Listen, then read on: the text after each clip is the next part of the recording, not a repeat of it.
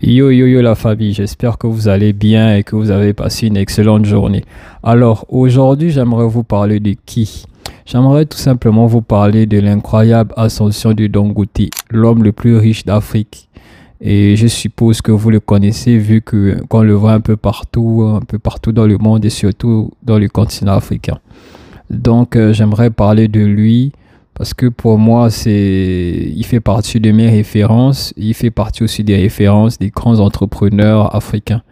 Donc, moi, en tant que futur grand entrepreneur panafricain, j'aimerais mettre en avant ce dernier, rendre hommage à ce dernier parce que grâce à lui, il a motivé, il impacte des milliers de personnes de par sa façon de faire, de par sa détermination à aller jusqu'au bout. Et moi, personnellement, c'est quelqu'un qui m'impacte beaucoup dans beaucoup de choses, donc j'aimerais parler de lui.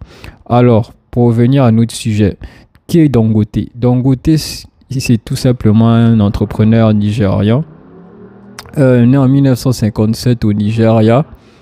Il faut savoir qu'il a commencé avec une idée simple et avec beaucoup d'audace aussi.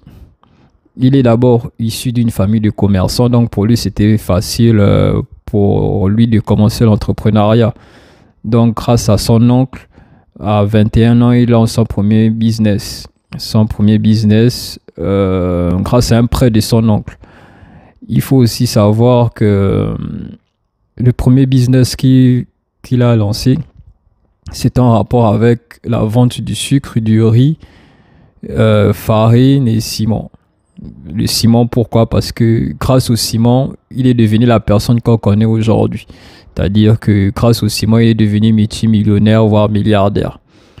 Par la suite, sa stratégie qu'il a mis en place, il a d'abord, avant de parler de stratégie, il a tout simplement pris des produits de base, mais qui étaient essentiels et qui est toujours essentiel pour un pays, comme le ciment dont j'ai parlé, le sucre, la farine, etc.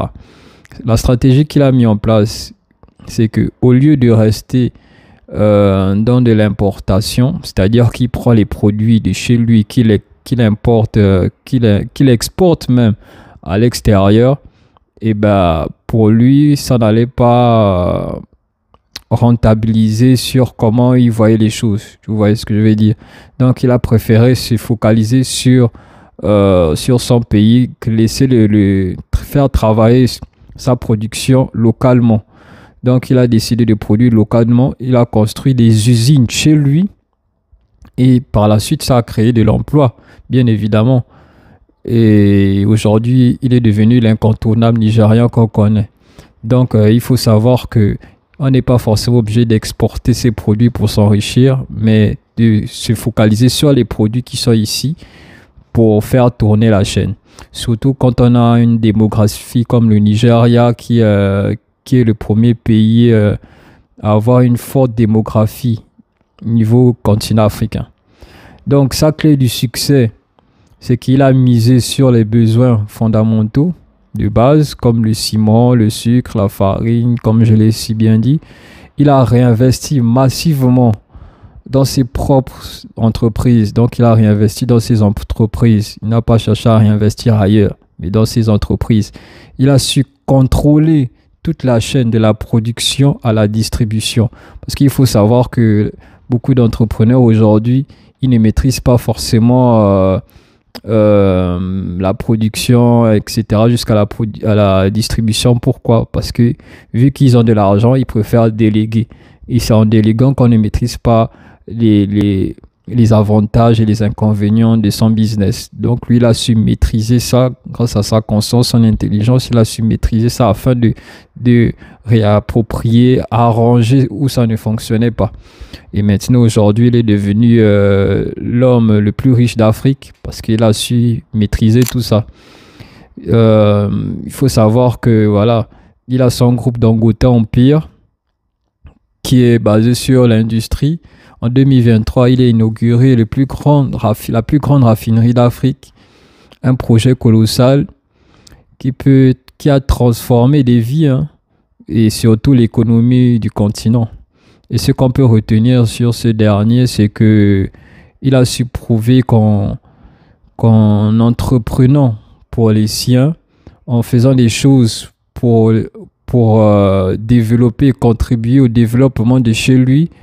Il a su impacter des vies et il a aussi impacté aussi son portefeuille parce qu'aujourd'hui, il est l'homme le plus riche d'Afrique et il est l'homme le plus riche d'Afrique et peut-être même mondial parce que là, aujourd'hui, il se focalise beaucoup sur le pétrole.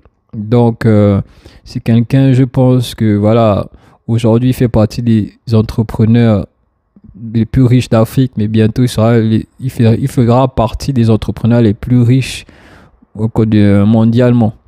Donc, moi, j'aimerais dire à toutes ces personnes-là qui essaient de vouloir entreprendre, qui entreprennent déjà comment dire ça, de s'inspirer de ces derniers afin de faire des choses extraordinaires. Moi, pour l'instant, je me bats pour être la meilleure version de moi-même en essayant d'investir, d'économiser, de m'informer aussi et créer aussi des business, des stratégies afin de pourquoi pas devenir le futur Dangote d'Afrique. Voilà, d'Afrique et mondialement aussi. Parce que je ne vise pas que l'Afrique, je vise le monde, moi. Je vise l'international. Donc, soyons focus, soyons disciplinés parce que, comme je dis toujours, quand la motivation meurt, c'est la discipline qui renaît.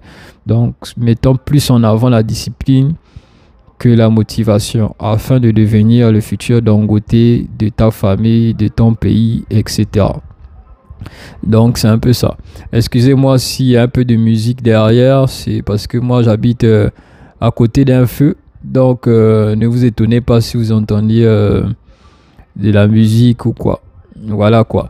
Donc, si tu regardes cette vidéo, que tu as aimé cette vidéo, que tu aimerais que je poste d'autres vidéos de ce type, de ce genre, n'hésite pas à me faire savoir en commentaire. Et n'hésite pas à t'abonner, liker, partager, en parler autour de toi. Voilà. Sur ce, c'était Kem Business pour te servir. Pour les plus anciens, Kemuro Belembia. Et surtout, n'oublie pas de passer à l'action. En ensemble. Peace.